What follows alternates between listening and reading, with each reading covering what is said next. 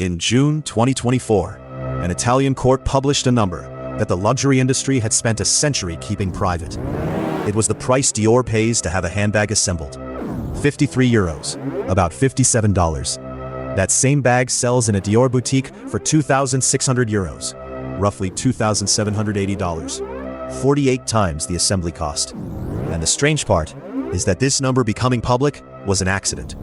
Nobody was investigating prices. The investigation was about labor. Italian prosecutors in Milan had been looking into workshops supplying the big fashion houses. In June 2024, they placed an Italian subsidiary of LVMH, manufactures Dior, under court administration.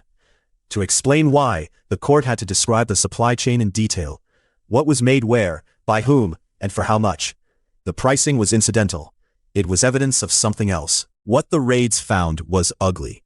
Workshops where employees slept at their workplaces so they could be available around the clock. Safety devices removed from machinery so it would run faster. Workers paid, in some cases, €2 to €3 an hour. These were not rogue operations hiding in a basement. They were part of the production chain for products sold as the highest expression of European craftsmanship. The court named 4 supplier companies. And it was not one brand. The same wave of Italian investigations touched other houses, including an Armani subsidiary placed under similar court oversight months earlier. The pattern was consistent. A famous name at the top. Beneath it, a chain of subcontractors. Beneath them, smaller workshops where the actual assembly happened, at costs the label at the top never has to print on anything. Made in Italy is a legal designation about where final assembly occurs. It is not a description of who did it, or under what conditions. Now, the obvious reaction to a 48 times markup is that somebody is being ripped off. But that reaction assumes luxury pricing works like ordinary pricing. Cost of goods plus a margin equals price. It doesn't. In this industry, the arrow points the other way. The price is decided first, based on where the brand wants to sit in the market and what the customer will pay to be seen carrying it. Manufacturing cost is then whatever it happens to be, and it is almost irrelevant to the number on the tag. Economists have a name for this: a Veblen good. For almost everything you buy, demand falls as price rises. For a small class of products, demand rises as price rises, because the price itself is the point. Being expensive is not a side effect of the product. It is the product. Which leads to a genuinely strange conclusion. If Dior halved the price of that bag tomorrow, it would not sell twice as many. It would sell fewer.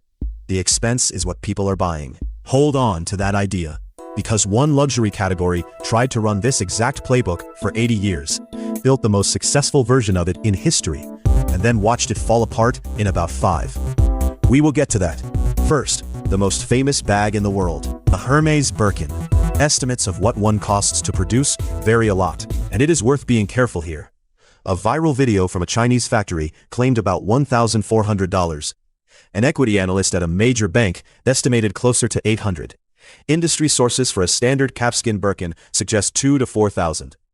Nobody outside Hermès knows the real figure, and Hermès has never confirmed one. What is not in dispute is the other side. A Birkin starts around $12,000, commonly sells for $38,000, and exotic versions run past $200,000. But the Birkin's real trick is not the markup, it is the waiting list. You generally cannot walk into Hermès and buy one. Availability is managed. Customers describe building a purchase history with a store first, sometimes over years. That friction is not a supply problem.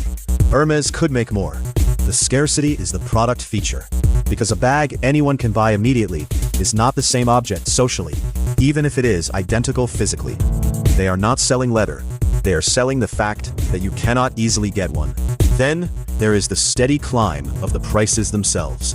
A Chanel medium classic flap cost about $4,900 in 2016. Today, it is around $11,300.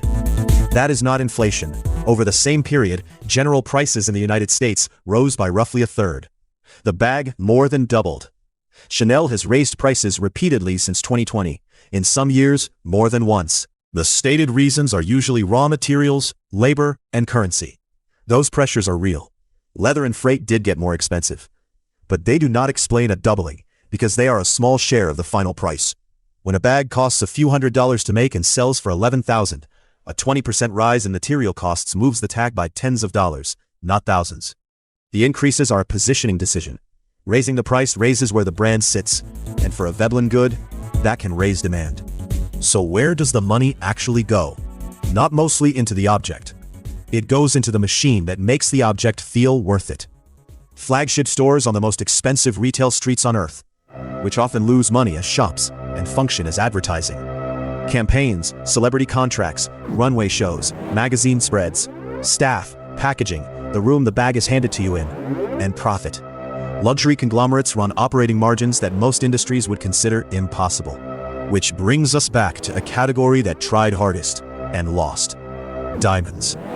The modern diamond engagement ring is not an ancient tradition. It is a marketing campaign. In 1947, an advertising copywriter working for De Beers wrote the line, "A diamond is forever." And the industry built an entire social expectation on top of it. The 2-month salary rule was not custom. It was suggested by advertising. The economics underneath it were scarcity, and the scarcity was managed. For most of the 20th century, De Beers controlled the majority of the world's rough diamond supply, and released it deliberately, holding stones back to keep prices stable and rising. Diamonds are not especially rare as gemstones go. The price came from control of supply, plus 80 years of advertising telling people what the stone meant. It worked extraordinarily well, until the supplies stopped being controllable. Lab-grown diamonds are not imitations. They are chemically and physically diamond, produced in a machine over weeks, rather than found in the ground. A trained gemologist cannot tell them apart by eye. It takes specialist equipment, and they can be manufactured in volume by anyone with the equipment, which means no one controls the supply. That single fact dismantled the model. The numbers are brutal. Lab-grown diamond prices fell about 74% between 2020 and 2024. A 1-carat lab stone, averaging around $3,400 in 2020, was averaging in the hundreds by 2026. Lab-grown stones went from about 12% of American engagement ring center stones in 2019 to more than half. And natural diamond prices fell with them. A 1-carat natural stone, averaging around $6,000 in 2021, was closer to $4,200 by 2025. For De Beers, the result was catastrophic.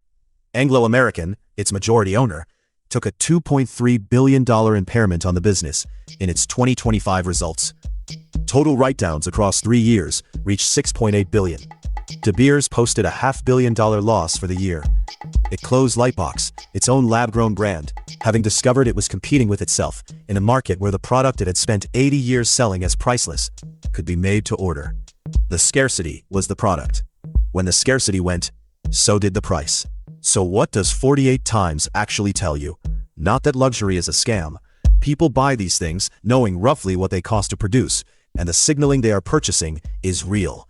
It works. What it tells you is that the price is a shared agreement rather than a calculation. It holds as long as enough people believe the thing is worth what the tag says. Diamonds are what it looks like when that agreement stops holding. Not because anyone exposed a fraud, but because the story stopped being the only story available.